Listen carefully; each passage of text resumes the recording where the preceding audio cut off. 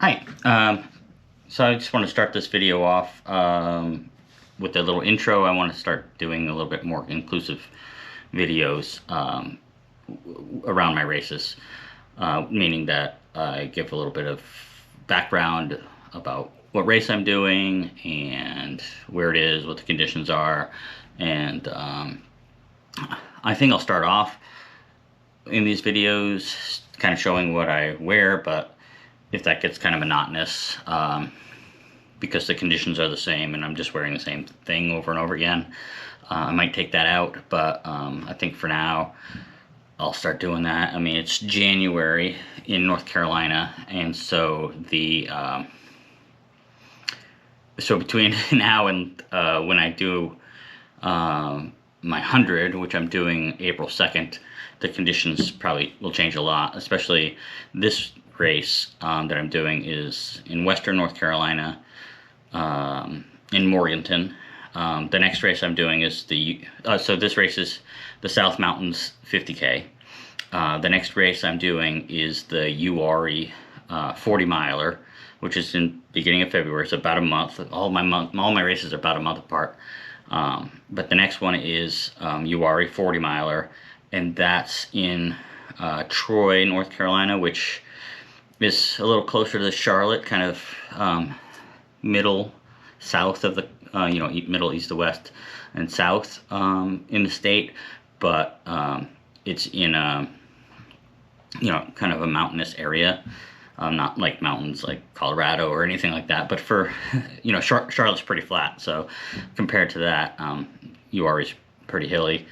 And then the next two races are both at Umstead State Park, which is in Raleigh. I live in Durham, and so that's about Umstead State Park is about 15 minutes from my house. So that's in the pretty much central part of North Carolina, and it's really hot and humid there all the time, unlike where my next couple of races are. The weather can be hot or it can be really cold, and for example, tomorrow's race it's going to be 20 at the start, and I think it's going to get up to about 40 by early mid-afternoon, which I hope to be done by then. I'm hoping for a course PR. I've run this race just one time a year ago, and I ran 7 hours and 33 minutes. Part of that's kind of slow, and for me, I'm coming back from being overweight and being out of shape, and but part of the reason that race last year was so slow is that I just wasn't prepared for how cold it was. Most of my body was pretty well dressed, but my hands got really cold, and I had to stop about halfway through at my drop bag. I switched gloves. I thought that would help, and I ran a little bit further, and then I had to stop, and I took a seat, and I put my hands on my hips inside my pants just to warm them up. So I had to sit there for a while, and then because I at that point I was like, if I can't warm my hands up, then I have to drop out because my hands are freezing. So I'm hoping that I've prepared better for that this year. So that should cut off some time. And also I've been running a lot more in the last few months than I did going into this race last year. Sorry about that. I don't know. The GoPro just stopped recording. I don't know if it was because it was on voice activated and I said something that made it shut off, but anyway, yeah, so I've been running a lot more this year and more consistently this year than I have last year, so I'm hoping that will help as well. Anyway, so let me just show you what I'm going to be wearing tomorrow. Like I said, it's going to be about 20 degrees, and it's kind of a wet.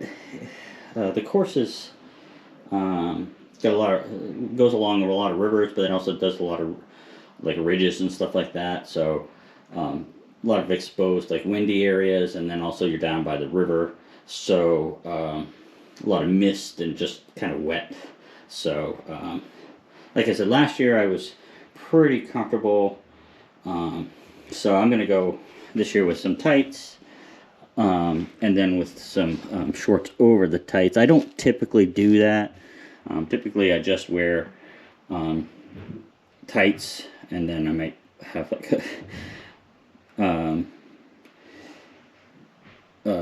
like a longer shirt, or like a buff or something to kind of protect the sensitive areas if it gets too cold.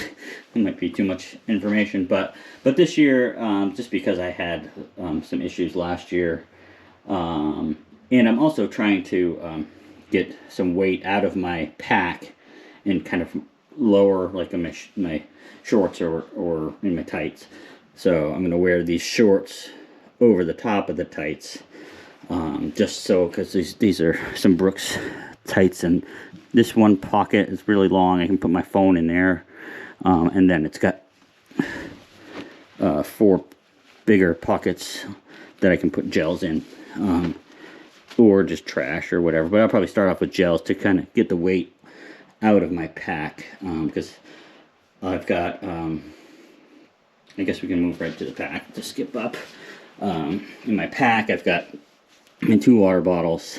I'll have the GoPro in like one of these pockets, and I also have the these are the Lecky poles, which I really love, and these kind of gloves that you can clip in. But so I've got the Solomon quiver, so that has some weight to it. And then, like I said, so if I can move some of the gels and stuff down into the shorts, so I don't have, I've been having problems the last couple of races, my shoulders being sore from the weight of the pack. So I'm trying to avoid that. This is, I'm not a rookie, but this might be a rookie mistake. Last year I wore the Ultra Lone Peaks, which were pretty comfortable, except for towards the end. My feet were just killing me. I guess there wasn't enough padding. This race has a lot of uphills and downhills, like long ascents and long descents, like a couple of miles, 2-3 miles at a time. And I think just coming down the hills slapped my feet. They just, like I said, for the most part they were comfortable, but towards the end my feet were killing me. So the rookie mistake is I just bought these Ultra Olympus 4s. I wore them around today, but I've not run in them before.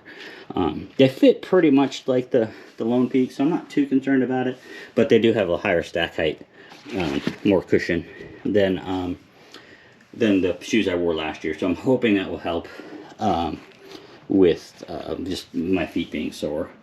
So I'm going to wear some, these are gaiters that go over the shoes to kind of, you put these over the shoe, and this, it goes kind of tight around your leg, so that keeps like rocks and sand and stuff from getting in your shoes. Otherwise you get a bunch of sand in your shoes, and then that's annoying. So last year, I was telling you about the gloves. So I wore these gloves last year, and they have these little mitten things that can poke over the fingers, but they just weren't warm enough. So I've got this really soft shell to go over that. So I might not use this part. I might just use the glove and then put this over the whole thing.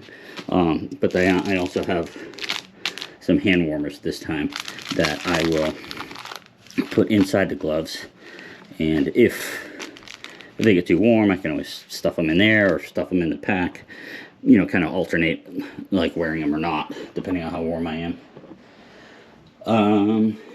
Just go with clothing now. So I've got this, so in the COVID world, you need face covering, so this is really handy because this can go up over your face, or you can pull it down, and then you still have the hat. And then if it gets too warm with that, you can pull the, basically the hat part down, and then it's just a buff around your neck. So I found that's pretty versatile, so I'm going to stick with that, use that, and then, like I said, it's only going to get up to 40, so, but I will have a hat, the hat I'm wearing, I'll have that in my drop bag in case if it gets warm enough, and I sweat a lot, so I tend to wear a hat all the time anyway. So if it gets warm enough and I feel like I don't want to put that hat back on, I'll keep that around my neck and I'll just put this hat on to keep the sweat out of my eyes. But other than that, for clothing, that's it. And then I've got, these are my gels. I've been working on fueling some more.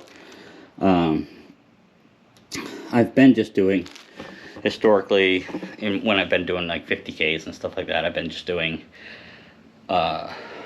like one gel an hour, I think. And then I have like some electrolyte drinks that give me more calories. So I was trying to get, I don't know, at least 100 calories an hour. But I'm training for 100 miler in April. So I'm trying to work up to like more like 300 calories an hour, and then also trying to get like 90 grams of carbohydrates an hour, based on my weight and everything. And so that's part of the things that are newer for me, is trying to get in more calories. I've had problems just things being too sweet, so I've never had like stomach problems really. It's just after a while I'm like, oh, this is too sweet. So part of that was I was doing like a Gatorade, and so this is, one of these is Tailwind and one of these is Scratch, and so those are a little bit more salty and less sweet. So I'm hoping that, and switching to different kinds of gels that aren't as sweet will help with that. Like I said, it's nothing like, oh, my stomach's upset. It's more like, yeah, I don't want to take that. So so I'm working on that. That's one of my main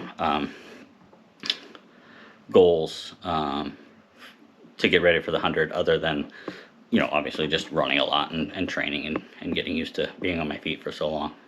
But anyway, I think that's gonna do it for now. It's let's see, it's almost 8 on Friday night. The race starts at 8 on Saturday morning.